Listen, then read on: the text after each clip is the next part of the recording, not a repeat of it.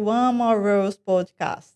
Today I'm joined by Nathan Jeffs, the Community Outreach Librarian at Mid-Coast Libraries.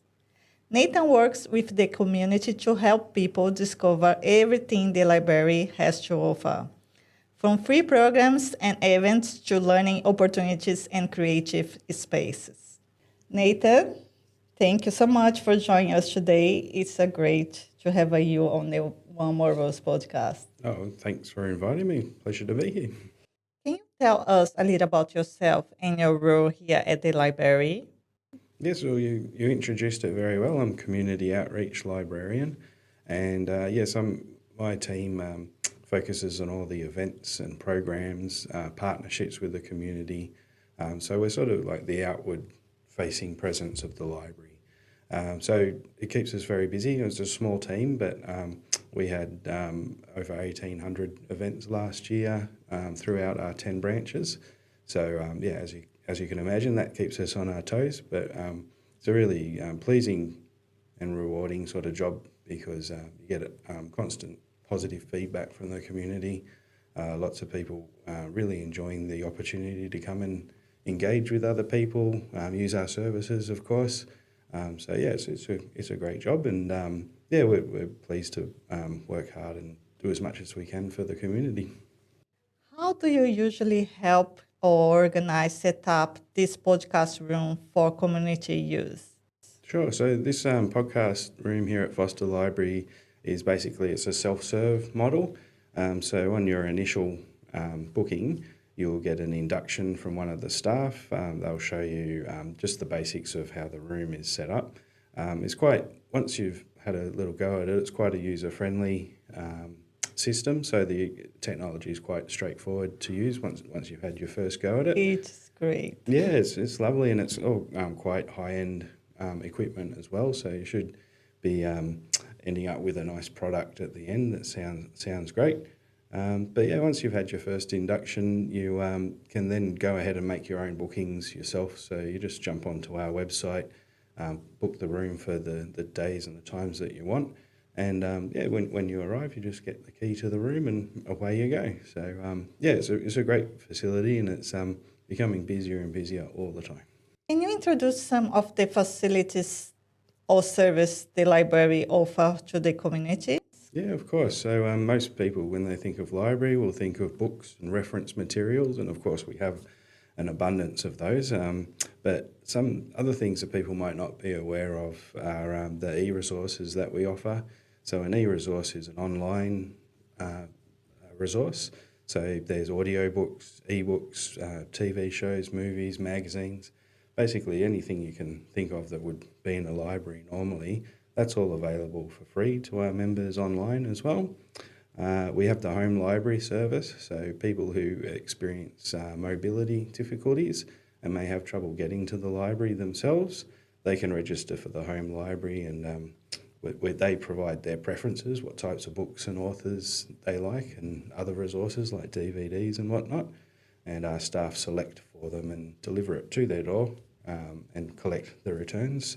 So that's a very highly valued service. Yeah, very, very well valued. It helps those people. There's the entertainment aspect, of course, with if maybe you've seen enough TV, there's all the books and resources that you can use. But it helps also create a connection to stay connected with community and the library. We have all of our regular programs, so starting with our youngest library users, our babies, so baby rhyme time at several of the branches once a week during school terms. And then as they get a little bit older, they do preschool story time. There's school holiday activities after that. We have HSC study nights coming up for the students who are studying, homework help as well, so plenty on offer for the children as well. And for adults, we have things like games groups, craft groups, general interest groups and friendship groups.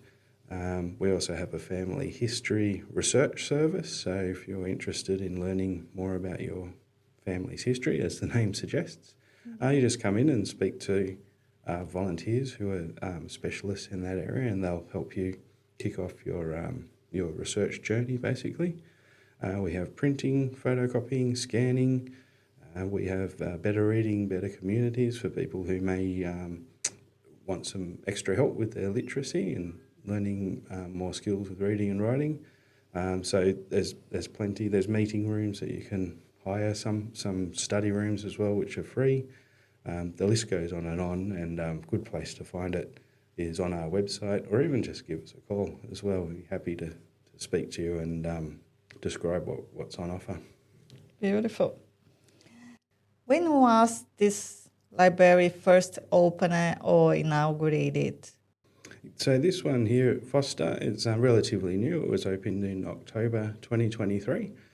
So it was long awaited, but worth the wait. It's a magnificent facility, and if you haven't been here, please do come down and check it out. It's a really special facility for the community, and it's well used, and people who come here really love it. So we're pleased to have it here for them.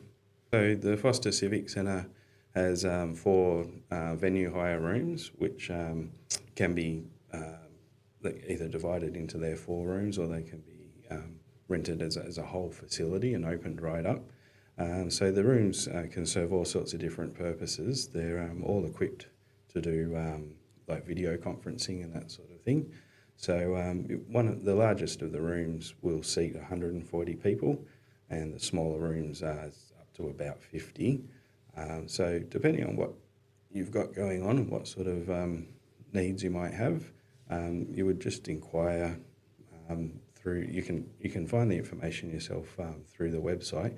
But if you'd like to have a chat with our staff to really hone what room or what facilities you might want available, please do. And they're used for all sorts of things. We've had weddings here. We've had conferences, right down to smaller meetings. Some of the internal council meetings are held here as well. The have your say when the mayor and the GM comes to listen to community. That's all done here. We've had big events like International Children's Day and like full centre events. So had 150 school children here a couple of weeks ago for Reconciliation Week. It's very versatile and can be used in all number of ways. So have a look on the website or give us a call or pop in, and we can go through what's available and how it might serve your needs. Beautiful. What are some exciting programs or events people can look forward to this year? Yeah, so we always have a series of authors talking, and we've been really impressed with how many people have been engaging with those. If you're sort of new to it and you're not quite sure, then I'd suggest keeping an eye out for our Mid-Coast Festival of Stories. So that will be kicking off in late October, from the 24th of October through to the 14th of November. And the Mid-Coast Festival of Stories is basically anything to do with storytelling. You might find it here. So we've got some things that you would expect to see. So we have some quite high-profile authors coming. Michael Rowbotham's going to be here as part of that festival, as well as others. But yeah, at all 10 of our branches, there will be different activities to get involved in. As you know, it's a pretty big geographical area, and your listeners will know that well. So to travel long distances to come to a branch sometimes might not be possible all the time. So we try and make sure we have something interesting going on at each branch. But typically, of course, because Foster has the larger capacity, we'll often put larger, more high-profile events there. So it's a nice place to come for a day trip too. If you're living further outside of town, pop in and have a look, get involved. There's participatory experiences as well, where you can create with the person who's talking as well. The writing workshops, all of that sort of thing. So yeah, that'll be coming up quite soon. We'll start promoting that in a few weeks' time, and that might be, if someone's not so familiar with our library or what it has to offer, that might be a really fun way to kick things off and see what we've got. Yeah, I saw as well the exhibitions. Yeah. Yeah, we have exhibitions in the atrium area. So they'll be sourced from all sorts of different places. So I think there's Australian Maritime Museum, places like that. We've just recently wrapped one up, Valerie Taylor exhibition, who your listeners may remember Valerie from many years ago. Her and her husband Ron trialled the first chainmail diving suit. And if you're wondering why would you need chainmail, obviously to keep your arms and legs if a shark gets too close to you. So that's an iconic image of them, but they did a lot of work just with marine conservation in general. So that was an interesting exhibition, and we're rolling a new one in imminently, and we aim to have something along those lines available for the public to come and see. All year, all around the calendar. If you're the 10 branches stretch all the way down to Tea Gardens, right out to Gloucester and Stroud, up to Harrington and Wingham.